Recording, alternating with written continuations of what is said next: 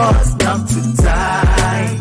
I've come to introduce the work Correct Information About Fibroids. Correct information about fibroids. A whole lot of people are hearing things about fibroids sometimes from unskilled childbirth attendants, from native gynecologists, from people who are not doctors, from people who have experience of fibroid operation, from women that have fibroids.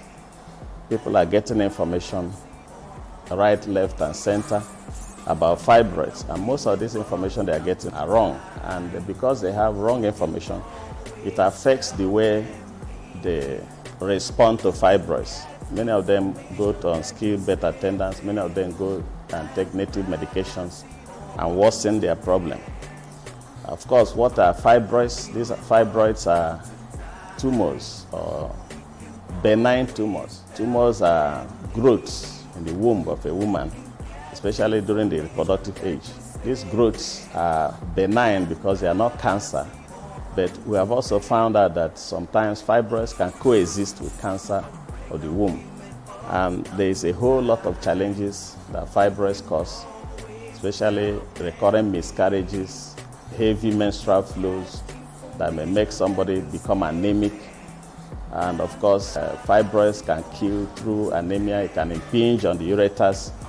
Fibroids can cause problems during pregnancy, making pregnancy difficult, making pregnancy painful, causing a lot of discomfort for women. Fibroids has led to increased cesarean section rate. These are some of the challenges of fibroids, and these things are articulated in this book, Correct Information About Fibroids. This book is dedicated to all women who are suffering from challenges of fibroid, complications of fibroid. Like I've mentioned some of the complications of fibroid, even the mechanical impingement on the nerves of the back, causing back pain, causing pain in the front of the body, making women to urinate frequently.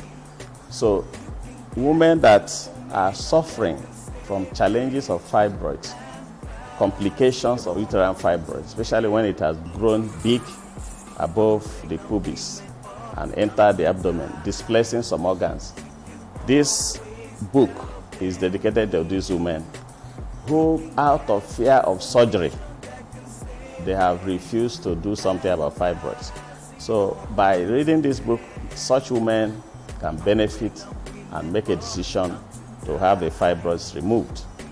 One good news is that fibroids can be removed successfully through surgery and return that woman to good health, and most times return her to fertility. Infertility is one of the challenges of fibroids.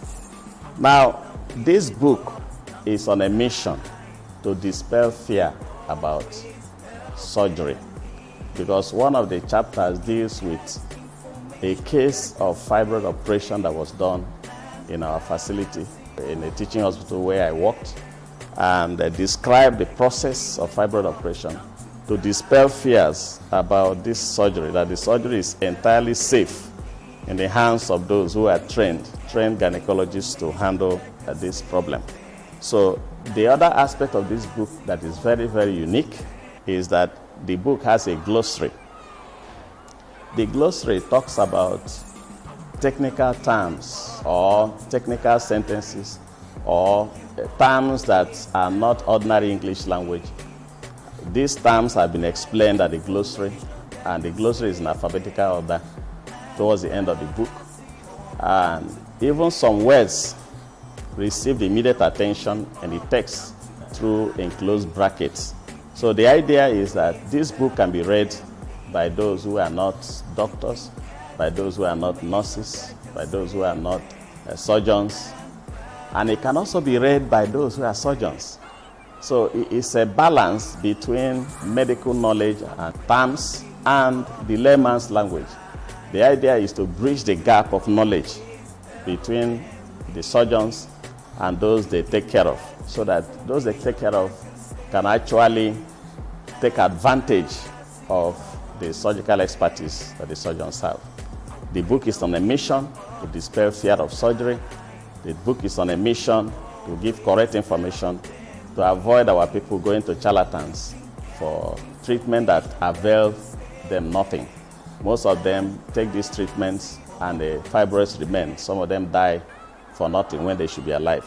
Some of them end up childless because of fibroids when they could have children. Some of them end up very sick, anemic, not able to go to work when they could go to work and attend to their chores if they remove the fibroids. So the book has a way of solving the problem of information concerning fibroids. And I recommend it to all healthcare providers, the doctors, the nurses, the midwives, even the women that have these fibroids, pregnant women who have fibroids. And I recommend the book also to health institutions who train doctors, who train nurses, who train lab scientists, who train other categories of healthcare providers. They need information about fibroids, correct information about fibroids. And the book is based on experience of over 30 years in active surgical practice. And that has a whole lot to do with upcoming surgeons can learn a lot about fibroids through this. And even those who have fibroids will be able to learn a lot about the challenge they have so that they can take the correct decision and the correct action in the correct direction to save themselves from this challenge. So you are welcome, and I recommend it to WHO, World Health Organization. I recommend it to ministries of health of the world. I recommend it to manufacturers of drugs that have to do with fibroids. I recommend it to pregnant women who have fibroids. You are welcome as you read this book and get understanding. The issue of fibroids will be handled once and for all, and everybody will be happy for it. This is a common scourge. More than 30% of all women in reproductive age, especially in the sub-Saharan Africa, have fibroids. So it's an important sickness that needs to be x-rayed, and that is the essence of this work, to x-ray this important sickness. Thank you very much. We can always help them leave.